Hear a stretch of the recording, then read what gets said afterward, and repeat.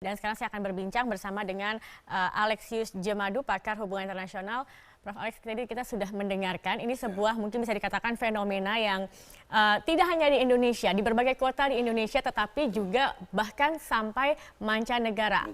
Anda melihat ini apa makna dari aksi ini sendiri? Apakah memang Indonesia ini sudah bisa dikatakan di tahap yang memprihatinkan sehingga begitu banyak aksi solidaritas, atau bagaimana ini? Atau hanya bentuk kekecewaan saja kah, atau seperti apa? Ya, saya pikir ini satu pernyataan kekecewaan yang masif di tingkat internasional ya.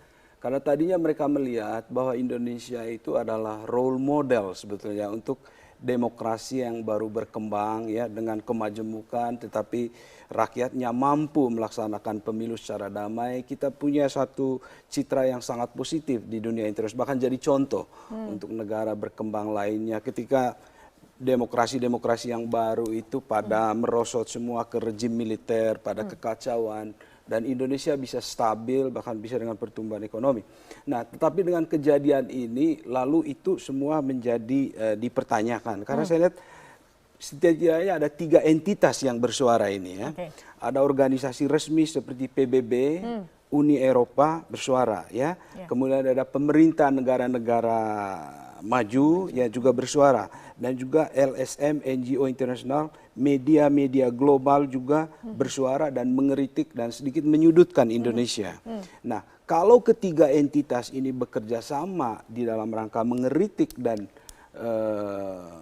melahirkan satu citra yang negatif tentang Indonesia, itu adalah suara yang sangat powerful bagi kita dan sangat merugikan citra. Akan ada bisa berpengaruhkah pada Indonesia, akan ada perubahan juga kan untuk Indonesia dengan adanya suara-suara ini sebenarnya? Iya, kalau citra kita merosot di dunia internasional, maka apapun yang kita klaim sebagai demokrasi, sebagai negara yang mempertahankan kebinekaan, pluralisme, itu kredibilitasnya akan turun begitu. Orang tidak akan mendengar kita dengan kejadian seperti ini. Karena itu ini harus segera diperbaiki. Dan saya baca di New York Times misalnya, itu dengan satu judul Rot at the Core ya, sesuatu yang rapuh pada inti dari demokrasi itu sendiri melalui kasusnya Ahok ini. Kalau Anda mempunyai tumor di dalam tubuh politik demokrasi, hanya ada 2 kemungkinannya ya, either Anda menghilangkannya atau Anda membiarkan dia bertumbuh lalu menjadi kanker di dalam politik.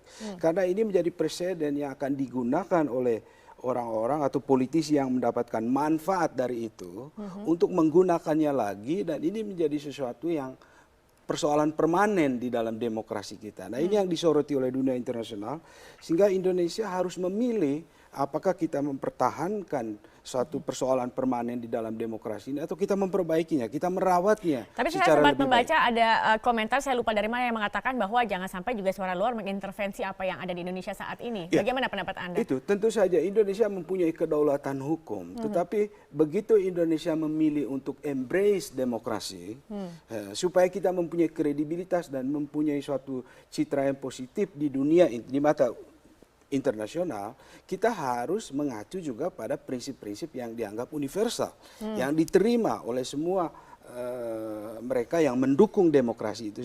Bila kita melakukan deviasi dari prinsip-prinsip yang bersifat universal itu, ya maka akan ada protes yang masif seperti ini ya. Kita lihat di berbagai kota akan muncul, dan yang menjadi taruhan adalah citra positif Indonesia. Kalau kita citra positifnya itu tidak dijaga, maka kredibilitas kita juga akan turun. Ya.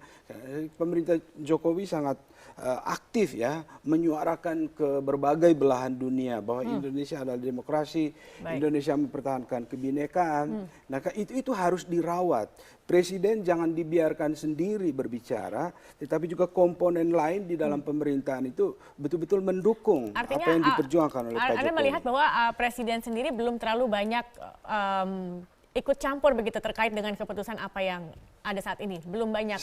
Saya tidak mengatakan bahwa Presiden harus campur tangan, tetapi yang saya garis bawahi adalah statement yang dilakukan Jokowi selama ini untuk mempertahankan atau memberi kesan kepada dunia Indonesia adalah negara demokrasi, dan itu sangat bagus.